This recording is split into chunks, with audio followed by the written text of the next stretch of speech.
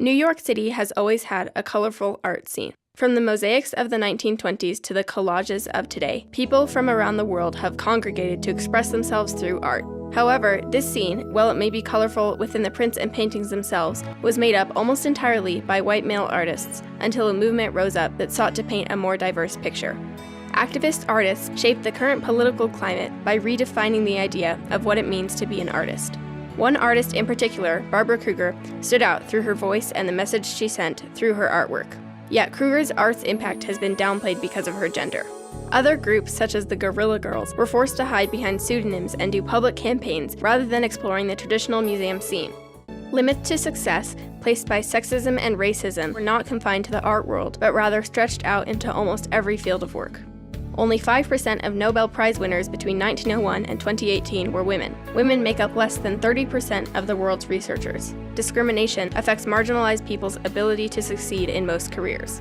In the 20th century, female artists and artists of color rallied for change in their inherently exclusive art communities in art hubs such as Los Angeles and New York City. Many artists wanted museums to change and allow more diversity in the exhibitions. However, they were unsuccessful in their attempts to make their voices heard until the feminist art movement began making an impact through the work of Barbara Kruger and the Guerrilla Girls in the 1980s. They worked to change the status quo and fight against discrimination of female artists and artists of color through using their art to call public attention to the problem. Both Kruger and the Guerrilla Girls had to deal with the tragedy of discrimination and failure within their careers, while still pushing for triumph in diversifying the art world to include more women and people of color. Their impacts are still prevalent today, shown through women and people of color's newfound ability to succeed as artists, with less restraints holding them back than ever before. Women in the art world have been granted more opportunities because of the unrelenting fight for diversity that artists everywhere have been pushing for over half a century.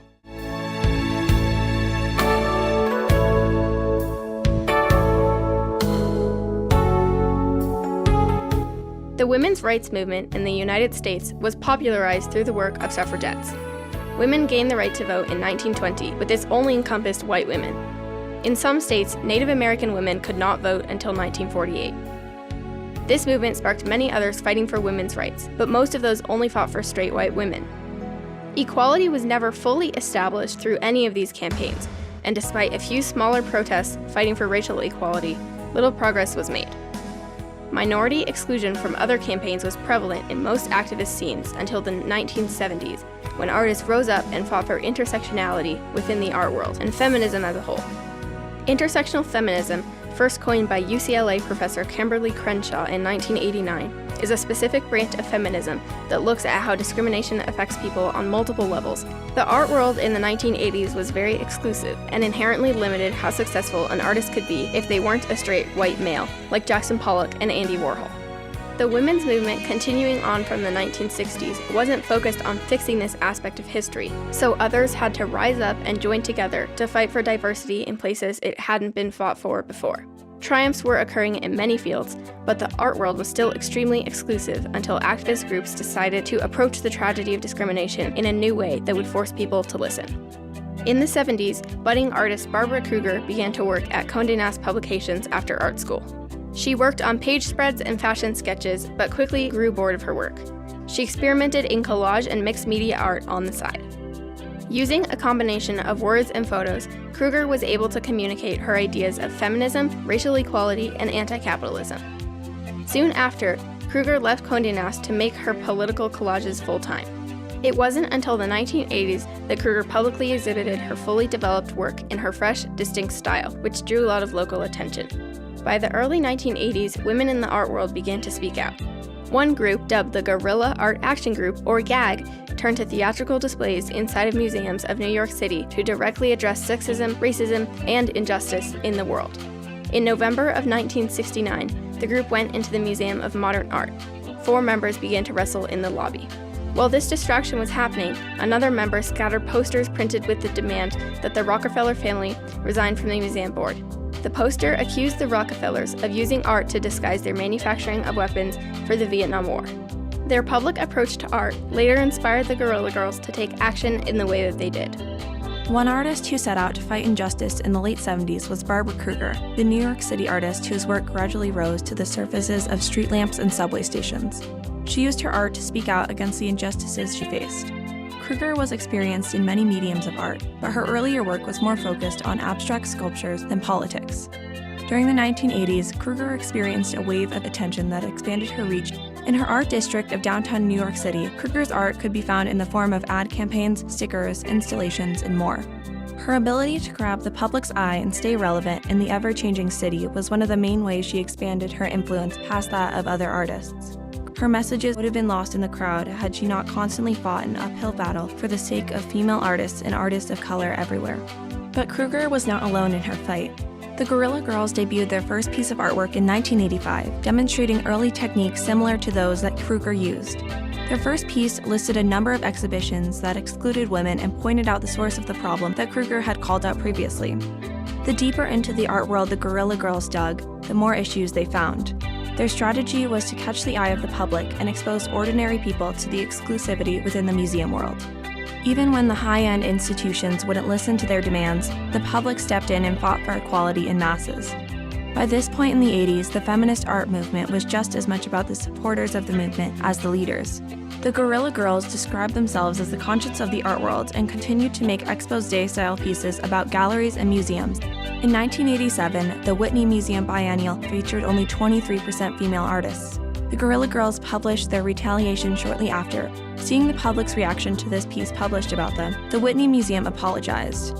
In their 1989 biennial, 40% of the art was made by female artists. The Guerrilla Girls continued to gain popularity throughout the 80s, with their most popular piece of artwork debuting in 1989. It read, "Do women have to be naked to get into the Met Museum?" Along with their usual posters set up around Manhattan, they hung a massive poster across the street from the Met Museum. Tactics like these got the attention of the public in addition to the museum and its curators. In their time, the artists of the movement looked to change the world of art, seeking to create more opportunities. And in that goal, they were triumphant. As the Guerrilla Girls reported, improvements were made within the decade. The Guerrilla Girls' goal was not only to change museums for the time being, but also to ensure that the museums would continue to improve without supervision. On the other hand, Barbara Kruger's legacy was founded in her tragedy. In the 90s, the trending skate shop Supreme appropriated her art style into their brand for a hefty profit. Kruger didn't hold back in her responses to the brand's behavior, especially in the iconic Fool's doc. Barbara Kruger set a standard for other artists that appropriation isn't tolerable under any circumstances. Barbara Kruger and the Guerrilla Girls are still active today, although the attention they receive has declined steeply. We're going to keep developing performances that deal with issues about women and equality and rights for all. Through their actions, the amount of women and people of color in the art world has drastically increased, alongside the public's awareness of the problem. Today, 51% of published visual artists are women. It's also important to note that Kruger and the Guerrilla Girls were not the only artists involved in the movement. It was a collaborative effort that included many more artists, famous or not. The Guerrilla Girls are still running their group today, with many original members still involved. Barbara Kruger is a professor at UCLA and is still fighting for equality by educating her students about current issues. While neither of them are still shaking the art world as they used to, they are approaching fixing current tragedies in new ways. Through their efforts, both in the past and currently, these women are educating a new generation to fight just like them for triumph in an ever-changing world. Barbara Kruger and the Guerrilla Girls did exactly what they knew how to do: art. Although oftentimes challenged with being too niche, these artists stood by their work and brought lasting and drastic change to the art world. By altering a little part of the world, they influenced more than just their target audience. Current activists in every field are doing just as Barbara Kruger and the Guerrilla Girls did, working to improve the lives of others like them and cultivating an environment where people can speak up about any issue, big or small. Diversity in the art world may not be an issue of utmost importance in modern feminism, but the idea of community stretches far beyond just one group of people. With every new issue brought up, there are hundreds more that emerge from trying to solve it.